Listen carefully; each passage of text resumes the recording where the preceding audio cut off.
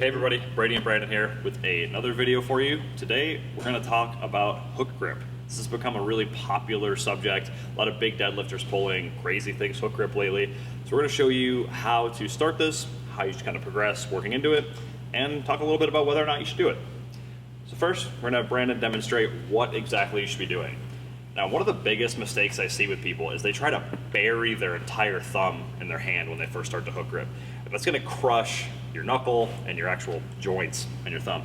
Now, Brandon's got some tiny hands, so he's actually able to get a pretty good hook grip set right off the bat. They're average.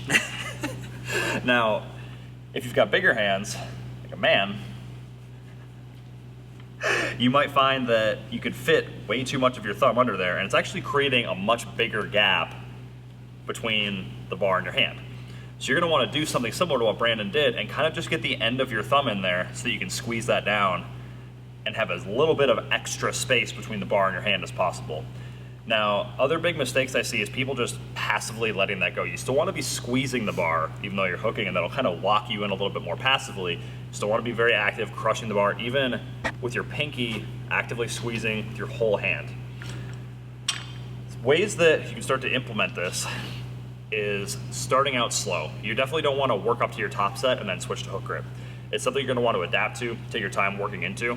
The way I did it was just working through my warm-ups as far as I could for a while, then maybe for a set or two, and then eventually just doing it for everything. Something you got to let your body get used to. You'll develop calluses in specific ways from it. It just generally gets easier over time. And hook grip's quite a bit different than a mixed grip in that a lot of the weight's going to be held in your fingers more than in the meat of your hand. Now, it's not that we recommend holding the bar in the meat of your hand in a mixed grip, but that tends to happen for a lot of individuals. When we're hook gripping, a really good hook grip technique, or someone who's really proficient at it, is actually going to let the bar shift down into their fingers more rather than actually holding it in the meat of their hand. And it's going to be more just purely in the fingers. And that applies to a lot of just deadlift grip in general. A big mistake that I see a lot of people making is trying to bury the bar up as high into their hand as they can. But then the first thing that happens is when the bar starts to roll, it's going to roll down into position. That's where it's going to be hard to hang on to. That's where you're going to tear calluses. You want to start it where it's going to finish. So for me, there is actually quite a bit of hang in my hook grip as opposed to me getting as much of my hand onto it as possible, because then it just rolls down into that position, and holding onto that roll when there's a lot of weight on the bar gets very challenging.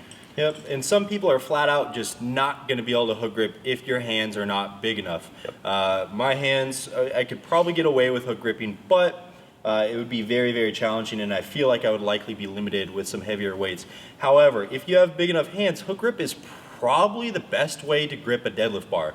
There's symmetry through the entire body, and we don't have to worry about any windmilling left to right or differences in torso rotation. So if you can hook grip, I think we're probably both going to give you the same advice in that you should at least try it once. Everyone should try it once.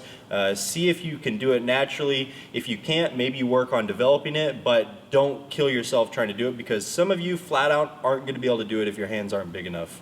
Yeah, it's not something that's going to change your deadlifting life, but like Brandon said, it can help you have a little more symmetry and not kick out on one side.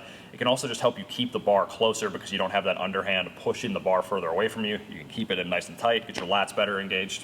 And in terms of developing your hook grip, surely you can spend more time hook gripping a deadlift bar during your training, holding it for longer durations at the top. Another great way to work on it, or to really reduce the sensitivity of that thumb, is to work on hanging from a pull-up bar for various durations, even on upper body days. Now, if you have a very demanding deadlift session, we're not going to recommend that you go and just thrash your grip the next day and the next day and the next day, because chances are it's not going to be well recovered enough coming back to deadlift.